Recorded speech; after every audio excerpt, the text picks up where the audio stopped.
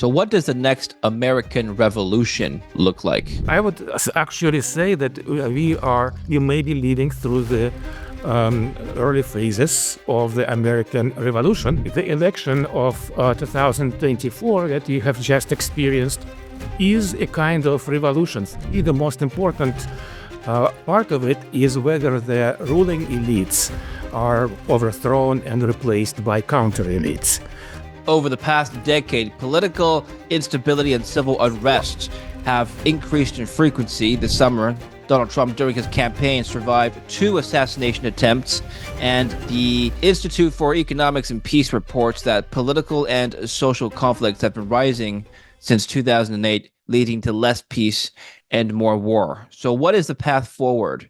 Is there a path forward, or do civil unrest and outright war lie in our future? We're talking about this with Peter Turchin, Emeritus Professor at the University of Connecticut and Research Associate at the University of Oxford. He's also the project leader at the Complexity Science Hub, Vienna. Peter is a scientist who uses mathematics and data to determine whether societies hit moments of crisis. His latest book is called End Times, Elites, Counter-Elites, and the Path of Political Disintegration, published in 2023. In 2010, he predicted that the U.S. would enter a period of crisis in the 2020s. So let's talk about that. Peter, welcome to the show. I'm glad to be here.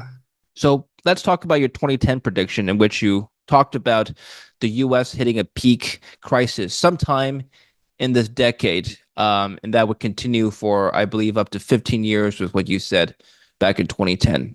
Let's talk about what you mean by that. Are we there yet? What does this crisis look like, Peter? Well, my research team here in Vienna studies the evolution and dynamics of complex human societies organized as states. Such societies have been around for 5,000 years, and they can experience periods of internal peace and order, maybe a century or so long. But inevitably, difficult times come around, times of social disturbances, political disintegration, and sometimes leading to quite severe outbursts of civil war, major revolutions. Why? Well, our team has amassed data on several hundreds of past societies sliding into crisis and then emerging from them. And what we found that a common precursor to crisis is what we call elite overproduction. Essentially, you can think about it as a game of musical chairs, right? Except that instead of removing chairs, you keep adding players. So you start with 10 players, 11 players and 10 chairs. Then you increase the number of players to 15, 20, 30. And very soon you have masses of angry losers who are tempted to start breaking rules. And that is a very typical situation in all pre-crisis periods leading to what we call end times. Are you referring to just revolutions that we've seen? For example, the Lenin Revolution in Russia, the Bolshevik Revolution, the Chinese Revolution, so on and so forth? Yes, that's right. So we have studied the Russian Revolution, so Vladimir Lenin and the Bolsheviks, Cuban Revolution, Fidel Castro and his Barbudos, the Taiping Rebellion in China in the middle of the 19th century, Civil War in the United States, French Revolution. So these are the numbers of such events are literally in hundreds, even thousands. Okay, but America has not experienced this crisis yet, even though it has the most number of millionaires, multimillionaires, and billionaires and elites of anywhere in the world. So why not? Well, first of all, this crisis, as I said, they're infrequent. The previous wave of revolutions was in the middle of 19th century, actually starting with the French Revolution and lasting to the end of the 19th century. Historians call it the Age of Revolutions. The United States, during this period, experienced an exceedingly bloody civil war, American Civil War. Now, the forces pushing the United States to instability have been building up for the last more than 40 years. And in fact, I would disagree with you slightly. I think the United States is certainly it's in a revolutionary situation when the society is very fragile and outbreaks of violent events may happen. But I also would argue that the election of 2024 that we have just experienced is a kind of revolution. Fortunately, not bloody, right? But it is a revolution in the sense that the ruling class, the American ruling elites, are in high danger of being overthrown and replaced by what you call counter elites. So when you say that the forces have been building up in the US over the last 40 years that lead to more fragility, what are these forces, Peter? Well, first of all, let's go to the roots of the problem. This is a concept I introduced in my book. I call it the wealth pump. It's really a perverse mechanism that takes wealth from the poor and gives it to the rich. And this is, by the way, the roots of most of the crises that we have studied in the past. So what happened in the United States around late 1970s is that prior to that time, I'm sure you've seen this graph where the productivity of American workers has been growing, all right, and the compensation, the wages of workers have been growing together with their productivity. And then in late 1970s, the two curves departed. One, productivity continued to grow, but the wages stagnated and even at times declined. So real wages have declined during the 1980s and more, and again after 2000. So what this operation of this wealth pump, right? So where did all the fruits of economic growth essentially went? Where to the economic elites, to the owners and managers of large corporations and medium businesses and so on and so forth. So this creates three problems. First of all, is the process that we call popular immiseration. That is the declining living standards for the majority of the population, which by 2017 had led to absolute decline in the life expectancies for the majority of Americans. This has been unprecedented. We have thought that we are beyond Malthusian regimes, but we are not. So this stagnating living standards for the majority of the population breed a lot of discontent. But by itself, popular discontent is not enough to overthrow the ruling regimes. You need another ingredient. So two other consequences of the wealth pump starting its operation in the 1970s was, first of all, overproduction of wealth holders. It is a remarkable statistic that in these 40 years, the number of uber wealthy people households that owe 10 million, that have wealth of $10 million or more, has exploded. It has increased tenfold. If population has grown by 40%, but the number of these decamillionaires and more has increased by a factor of 10. And of course, it works all the way up the ladder. The numbers of billionaires also exploded. All right, so you would say maybe, okay, well, this is the American dream. Some people getting rich. What's wrong with that? Well, the problem with that is that many of the wealthy people at some point in their career want to translate their wealth into political power. Simply put, they run for office like Donald Trump did, or maybe they actually fund other candidates. And that leads us directly to elite overproduction, because the number of power positions has not changed. We still have one president, 100 senators, and so on and so forth. But now we have 10 times as many elite aspirants, elite wannabes that are competing for these positions. So in this game of musical chairs, very quickly the rules of the game start to be broken, as we have seen over the past 8 years.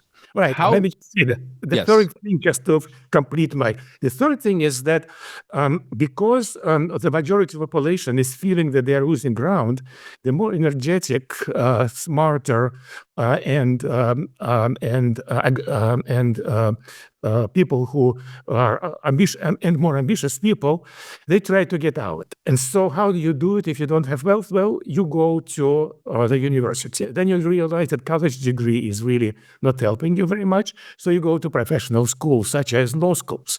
It turns out that people with law degrees are probably the most dangerous segment of the population, because Vladimir Lenin was one, Castro was another, Robespierre was a lawyer, and so on and so forth. So in this country, we overproduce lawyers by a factor of 3 to 1.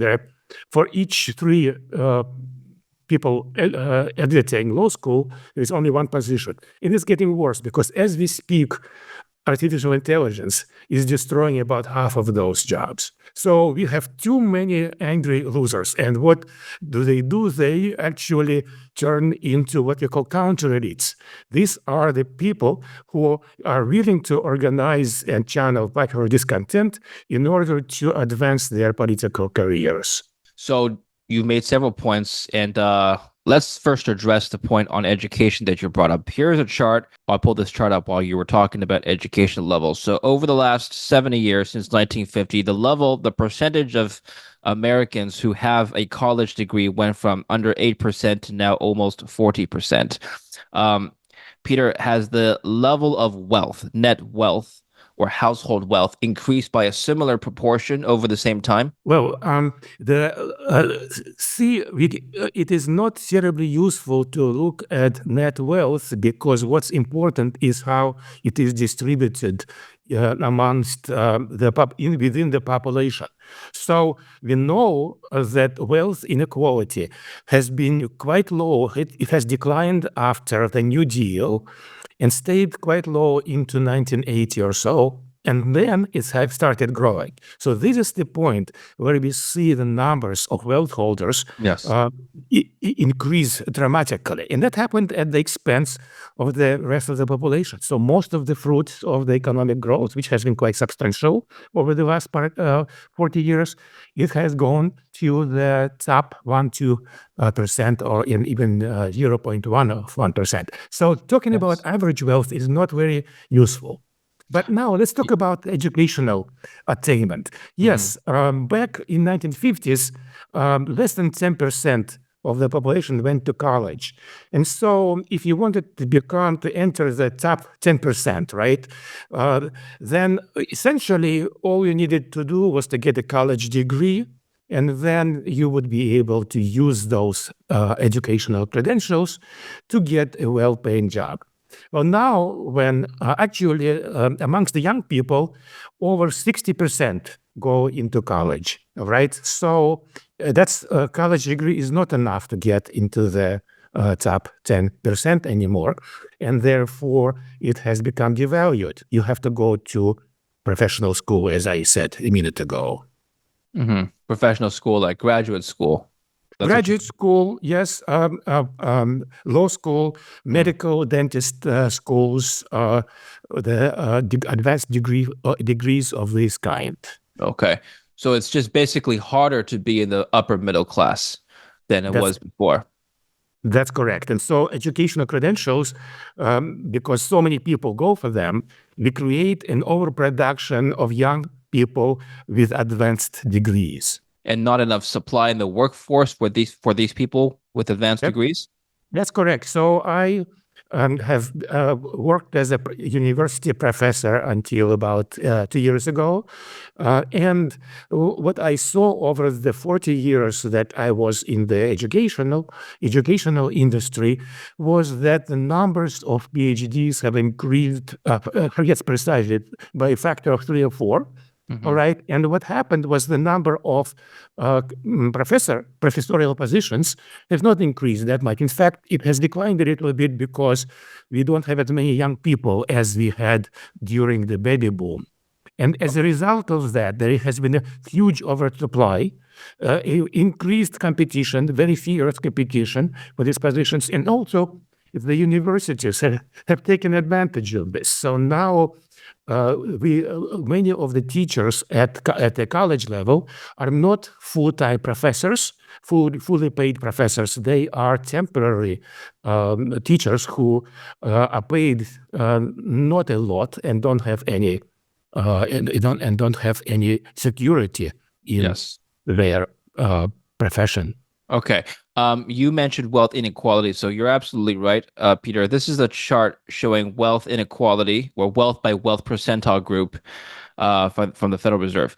So as you can see, over the course of, it goes back to 2010, but over the course of just the last 14, 15 years, the top 1% and top 0.1% have accumulated or grown their wealth at a faster pace than the rest of the population.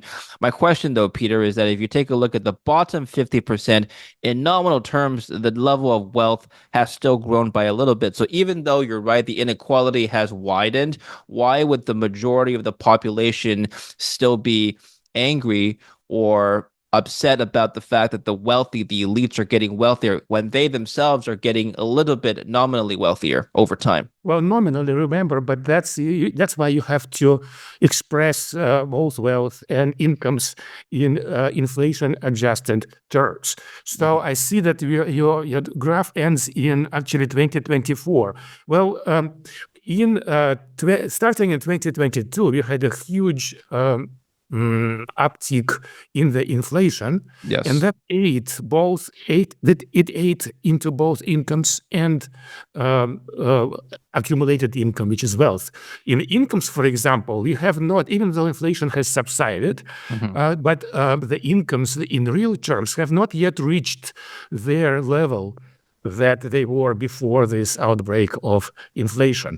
And I'm pretty sure that the wealth followed the same trajectory, but this is something we would have to check and look at the graph in real terms, in inflation-adjusted terms. Okay, I understand. So what happens, Peter, if, let's say, the trajectory of this graph continues in its current path, meaning the green lines, the upper middle class, the elites, the 1%, top 1%, they accumulate more wealth over time, and the rest of the blue lines stagnate, right? What does society look like in that scenario? So, in fact, your graph should go back to 1980 at least, because this process, yes, exactly, this process has been ongoing for more than 40 years.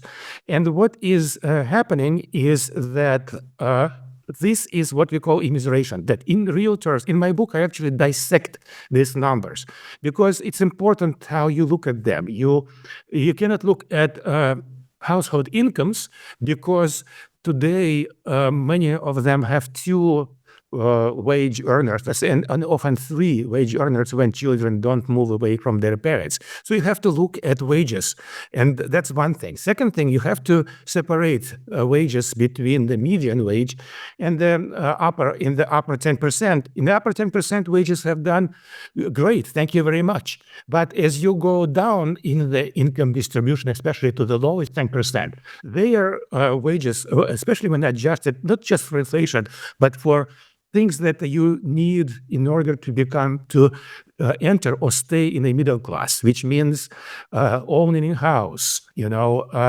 medical insurance, sending your children to college. On all those indicators, the less advantaged segments of American population have been losing ground. All right. Now, so this has been accumulating over 2 generations. Right. And so if we look at the last couple of years, it doesn't help us to understand whether what is actually going to happen. What we need to do is we need to look at the roots of the problem. So the problem of immiseration is driven by the wealth pump. Has the wealth pump been turned off?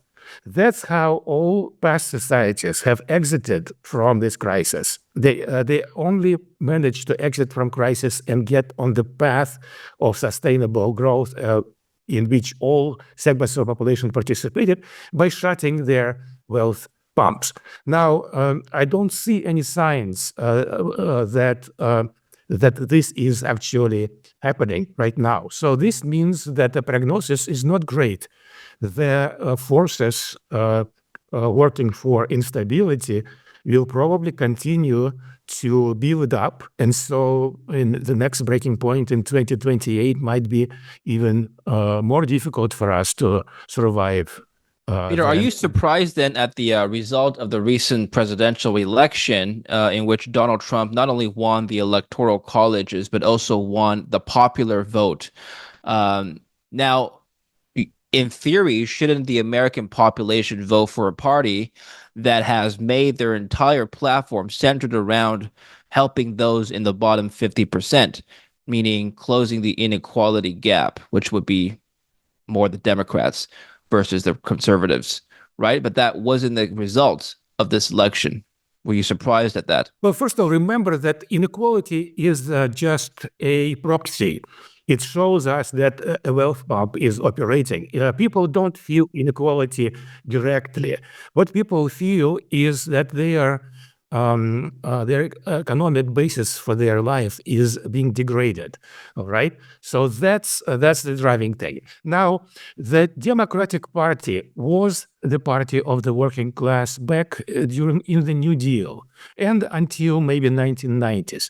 But during the 1990s, there was a big realignment, and so the two mainstream parties, the Republicans have been for a long time the party of 1%, the party of the wealth and business and so on and so forth, and Democrats switched from being the party of the working people to the party of the 10% of the educated class, and so they abandoned.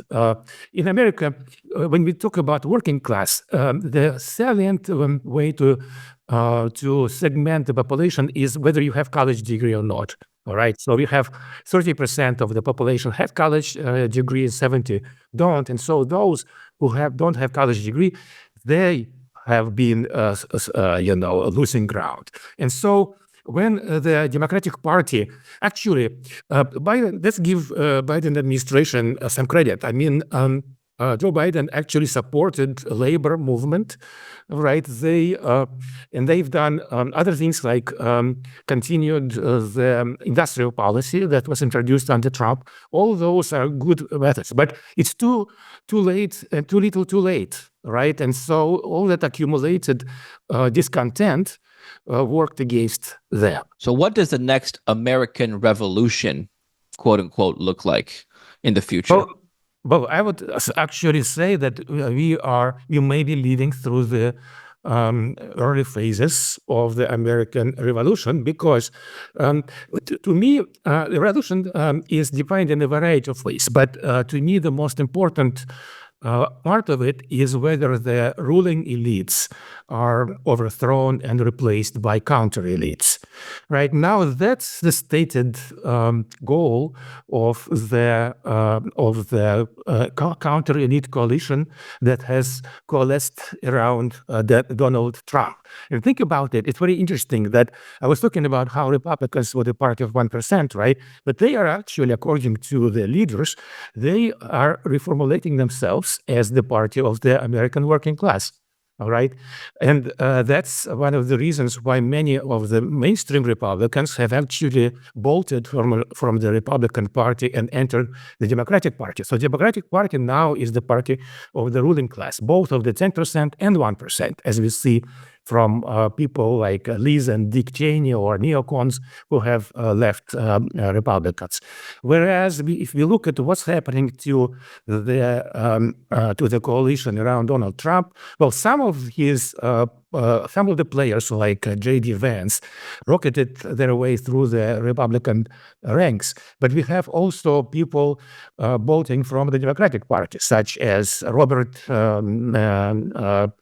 F. Kennedy Jr. or FK Jr. or Tulsi Gabbard.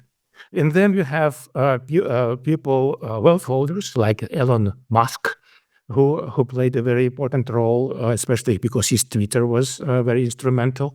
And influencers, people like Tucker Carlson, for example. So we see this is a very diverse coalition. And by the way, they have very different goals. all right? And so we're not sure how long they will stay together. But what's happening is that they are proposing, the Trump administration is proposing what seems to be outrageous choices for top for heads of the agencies. All right, and there is a lot of moaning and screaming about it from the ruling elites. Well, and it's understandable why. One thing is that they fear that they will be replaced, as happens in revolutions. Often, revolutions usually are quite violent. So when you think about Russian Revolution, the Bolsheviks have completely swept away the old regime and replaced them. Many of them were killed, literally speaking. So I hope this will not get to that point in the United States. But this elite replacement, that is certainly on the agenda. Whether it happens or not is a big question. Whether this revolution will be successful or not is a big question. But the intent of the counter elites is certainly to replace the ruling elites.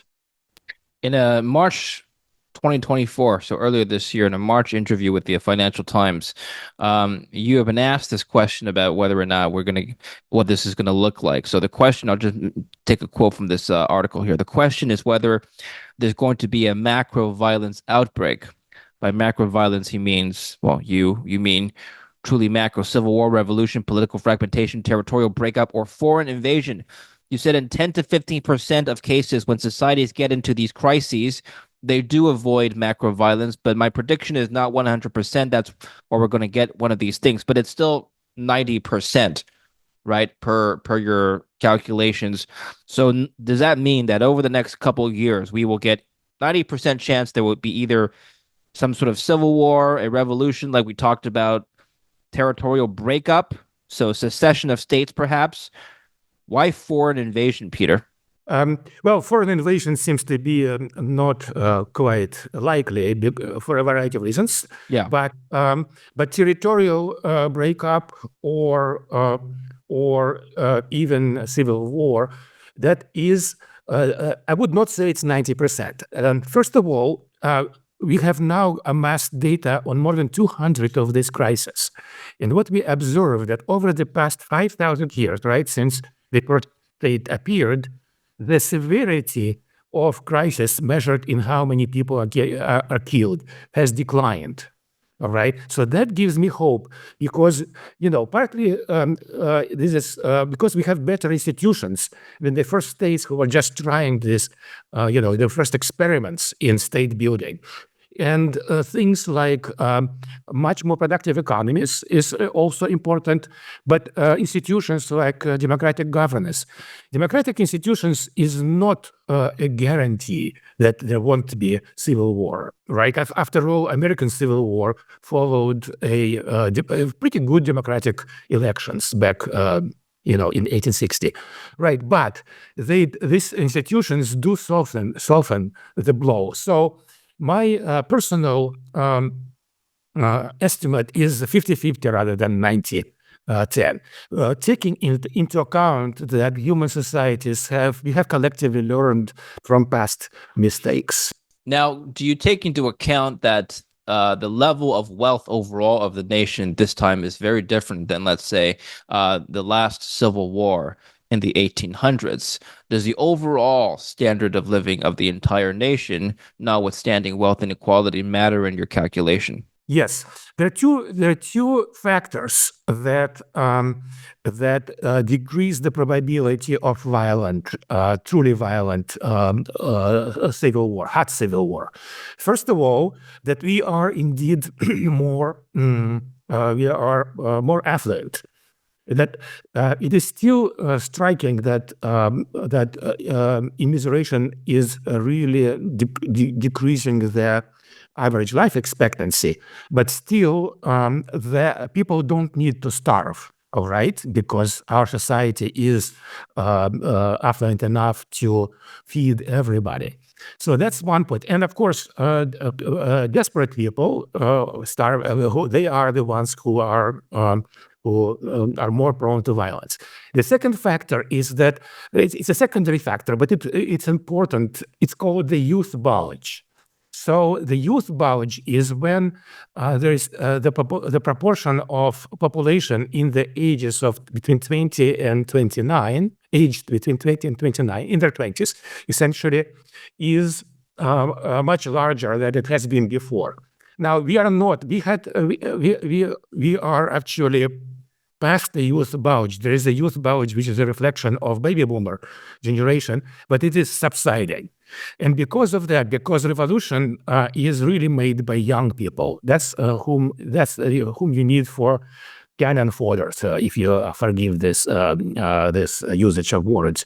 So for example, in the Arab Spring of 2011, the youth bulge played a huge role because it was really there's just tons of young people, overproduced college graduates who were extremely angry, and they are the ones who drove those revolutions. Now, because we are past the youth bulge, that means that that older people would be less likely to risk everything and turn to outright violence. So those two factors, those two demographic factors, economic and demographic factor, they actually give me hope that we might be able to go through this crisis without too much bloodshed.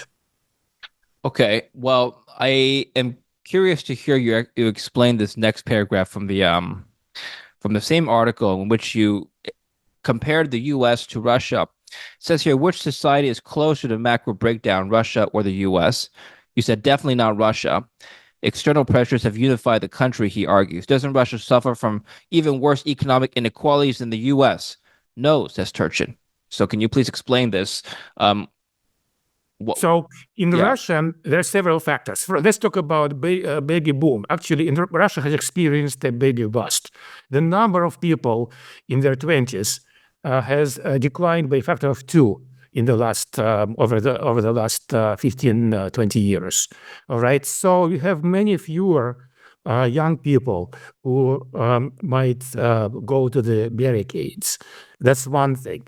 Secondly, and that's another secondary factor that I would like to mention: geopolitics. In the book, of course, I have enough space to write more about the different complicating factors, right? Because we live in complex societies, so simple answers don't necessarily suffice. Anyway, the geopolitical environment is extremely important. Let's think about the French Revolution. So the French Revolution breaks out. Immediately, there is a coalition of countries led by Great Britain, Prussia, Austria, who attack the new French Republic because they feel, first of all, they feel weakness, and secondly, they don't like the Republican government. What's the outcome of it? The French win those revolutionary wars. Napoleon emerges and conquers most of Europe. So this is it's a general law of historical dynamics that when you put countries under exceeding external pressure, it helps to unify the people, to solidify internal dynamics. The warring parties bury their hatchet and unite to fight the external enemy. So the very very stupid, I would say, thing to do on the part of NATO was to put this huge external pressure on Russia, both in terms of economic sanctions and also by using Ukraine in the proxy war against Russia. So that's what we see. We see how Russia has become much more internally unified during the last 1,000 days of this war. And this takes several routes. First of all, Russians, the majority of Russians feel that they are fighting a war, existential war, all right, for the existence of Russia. Secondly, economically speaking, what happened was that because there are so many volunteers, and these are young males mostly, who went into the Russian army, we see now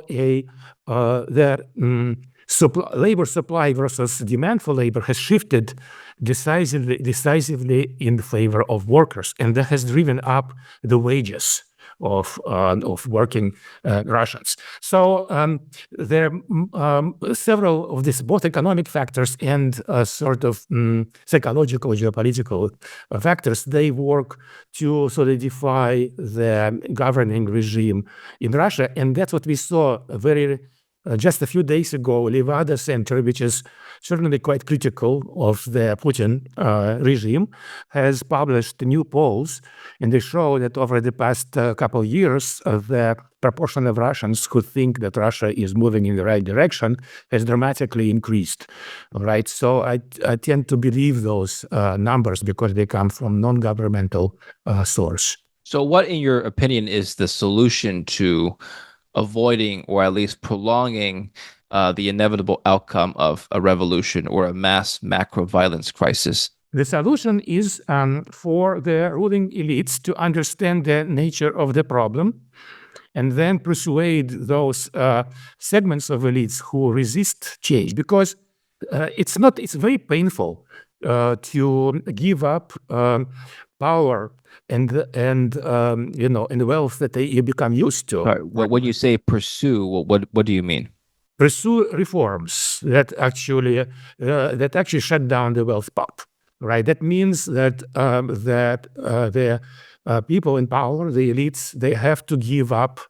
They have to sacrifice personal interest. That's what always happens in the exits from crisis, except in a violent case, like in French Revolution, for example. Those elites were simply guillotined, or they're driven into to outside of the country, right? But in other cases, like the New Deal, for example, what happened was that FDR's administration persuaded the recalcitrant segments of the elites that they have to do these reforms. And so what happened was there was a huge downward mobility. Lots of billionaires have actually became just centimillionaires, and many centimillionaires became decamillionaires, and so on and so forth. That's what the Great Compression that we saw from 1930s to 1980. It meant that the rich became poorer. Oh, okay, but here's a counter argument to this theory here. King Louis XVI got guillotined because the peasants revolted. They were upset, and the king didn't add any value to their lives. Okay, I'm simplifying it, but that's basically what happened. Elon Musk became very, very rich through the employment of hundreds, if not thousands, of people. He produced jobs. Same thing with Roosevelt, or Rockefeller, rather. Right, I'm just listing some billionaires, some elites off the top of my head. In the capitalist system in the U.S., we don't have monarchs who. There were there are some people who have old money, but for the majority of if you bring up CEOs and entrepreneurs, they have created value in some way. So wouldn't we actually do our society a disservice if we, pursue some sort of reform and ostracize them? Well, in the process, I just don't know enough data on Elon Musk's businesses, but there has been a lot of studies on what happened to the Amazon, for example. All right, so we know the working conditions in the Amazon are really horrible. The wages that they earn are really low for the amount of work they do. And so just think about it. When Bezos, Bezos was, he's a self-made man, right? So he's now whatever, second, third, or fourth richest person in the earth. He has many billions of dollars. These billions of dollars came really because he was not paying his workers what he perhaps should have. Okay. I know it sounds like a revolutionary. I'm not. I understand. In order to avoid revolution, we need to make sure that workers' wages grow together with the economy. See, I mean, remember this gap, all right, between the productivity and compensation. So this gap needs to be smaller and even actually go to zero. What about the advent of AI? You brought up AI before, right? And you mentioned that a lot of jobs, I think you said half, but I'll let you comment on exactly how many jobs roughly will be impacted by AI. So I was specifically talking about Goldman Sachs study that suggested like 46% of what lawyers do. This number was only for the law profession. And by the way, about 2 weeks ago, I was at ARIC Global in Boston, which is a conference for investors and so on and so forth. And I participated in the panel on AI, and several people around the room said that they have already eliminated half of their legal jobs. AI is already doing what Goldman Sachs suggested. Now, AI impact of AI is going to be highly differentiated according to the specific segment of the labor force we are talking about. So robotization and so on and so forth, that primarily affected the manual workers, all right? And so that was one of the reasons, by the way, why owners and managers of big businesses were able to keep their compensation low. What happens with the AI? AI is now is actually going to affect the elites, the 10%, because it will eliminate quite a lot of their jobs. I don't know what proportion, but if it's legal professionals, 50%, nearly 50%, something like this may affect and other professions that require high cognitive skills. So this is going to be really painful because when you turn into counter elites, people who are very smart and well networked and energetic and so forth, this is a recipe for disaster. And to your point about the workers at Amazon, per your example, not being paid enough, there have been many reforms, specifically around low-income wages, right? Many raising the minimum wage, for example, to try to help those people earning a lower wage. But if, let's say, a business owner were to be hit with a much higher minimum wage, he may actually resort to, in the case of Amazon, firing a lot of the workers and replacing them now with robots and artificial intelligence. That would exacerbate the problem. So I don't know if raising wages would be a solution. What do you think? Well, first of all, it seems to me really counterproductive to slow down technological progress. Many of these jobs that Amazon workers do, they are mindlessly, they're mind killing, boring, all right? And so replacing them with robots is what we as humanity should do. We should replace as much of the boring and unpleasant labor with robots and AI. Now, the trick when doing that, what happens is that those workers who remain, their productivity increases, right? So the trick is that here we have to do it as a society. We must manage this process in such a way that their wages will grow together with their productivity. So it's not the owners and the managers of business who solely profit. It should be fair share. Everybody should profit from this. And then we know from previous technological revolutions that they create fairly temporary problems, which are, these temporary problems can last for many years. All right. So again, what we need a societal level, collective action response that would make sure that that would ensure that shifting to AI actually benefits not just a small proportion of the population, but all of us. Now, I'm not minimizing this problem. This is a very difficult problem. We should be thinking about that, and we should be having a debate on how to do it, which I don't see, by the way, happening. Final question. Do you see a war breaking out between the US and a large nation, a peer nation, or a China or a Russia, for example, that could unite Americans under different income and wealth brackets against a common enemy, thus averting an internal crisis, but perhaps at the expense of having to fight an external foe. Well, this would be a pretty horrible price to pay for internal solidarity, and also peer war. I mean, right now we are in war with Russia. It's a proxy war, but there are tons of Americans actually fighting there. CIA is fully working on behalf of Ukrainian army. So we are in a war, and I'm very, very afraid, very worried that it will escalate because Russia has tons of nuclear weapons. Actually, just today, I got this news today.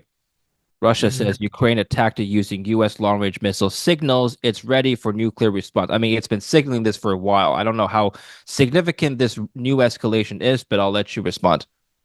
Well, I think we should take what Putin says seriously, because he's been saying since 2008 in Munich that expansion of NATO is going to be counteracted in one way. And then suddenly, in 2022, they started the war. So what if they keep increasing pressure on them, and they keep saying that this is going to have consequences, and eventually it does have consequences? Why are we playing the Russian roulette with nuclear weapons? That's the big question for me. Peter, thank you very much for your analysis. Thank you for educating us. Where can we learn about you and your work? I have my site, peterturchin.com, which I keep quite up to date. And so that's where you can browse and see both the books, the popular articles. Actually, I should have two columns appear in the next week or so. They will be reflected on my site, and also my academic writings, if anybody wants to delve into the new science of cliodynamics, which is the history done as science, which underlies everything I've been talking about today. All right. Very good. We'll put the links down below, so make sure to follow Peter there. Thank you very much. I hope to speak to you again. Thank you. My pleasure. Thank you for watching. Don't forget to like and subscribe.